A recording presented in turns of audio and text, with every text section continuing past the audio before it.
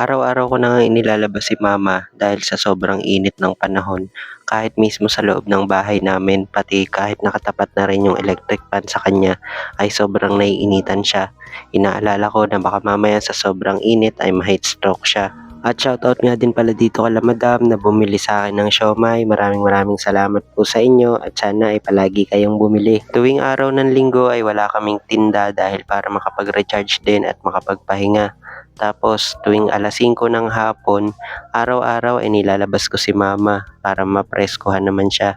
Medyo mahangin din kasi dito sa labas kahit papano, kumpara dito sa loob ng bahay namin na sobrang init kahit na may electric fan na. Mas prone kasi siya sa heat stroke lalo pat sobrang init din talaga kahit na pinapaliguan ko na rin siya araw-araw. Kailangan lang talaga na aalalayan ko ng mabuti si mama dahil yung kaliwang paa niya basta-basta na lang humahakbang dahil wala nang pakiramdam. Ilang beses din na muntikan na kaming matumba, mabuti na lang at kaya ko pa. Naaalalayan ko siya kahit papano pero sadyang pagkamadaling araw, doon ako nangihina kapag ginigising niya ako. Pero kahit gano'n ay hindi na ako nagrereklamo. Sadyang tinanggap ko na lang talaga yung responsibilidad ko. Mahirap din magkasakit lalo pat magiging limitado yung galaw mo. Kaya pag sobrang pagod at antok na antok ako, nakikiusap ako kay mama. Mabuti na lang kung dati alas 6 ng umaga ginigising niya na ako.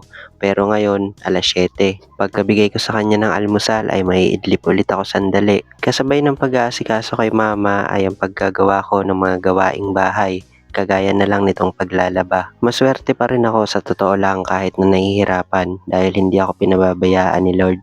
Ginagawa niya ang lahat para matulungan ako. May mga ginagamit siyang tao. Ngayon mas naintindihan ko at mas na-realize ko na hindi pala ang sitwasyon ang nagpapahirap sa akin kung hindi yung sarili ko. Dahil kung titignan natin yung brighter side ng buhay, doon natin malalaman na maswerte talaga tayo.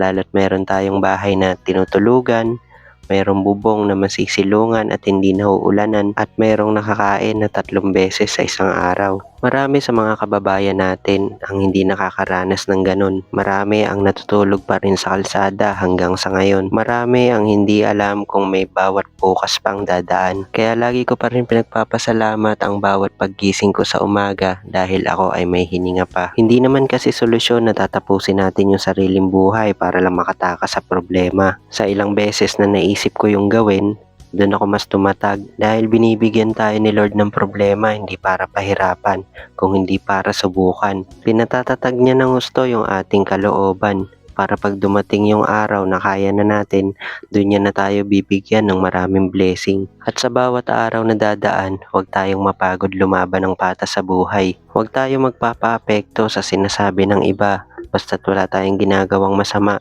Kagaya nitong pagbablog ko na ilang beses na ding binabatikos dahil paulit-ulit na. Pero dito kahit papano nakakapagkwento ako, nakakapaglabas ako ng emosyon ko. At hindi lang ang mga followers ko ang nakakakita ng mga sakripisyo ko, kundi na rin pati si Lord dahil alam niya lahat ng pagod at hirap na dinaranas ko. Kaya ikaw huwag kang susuko.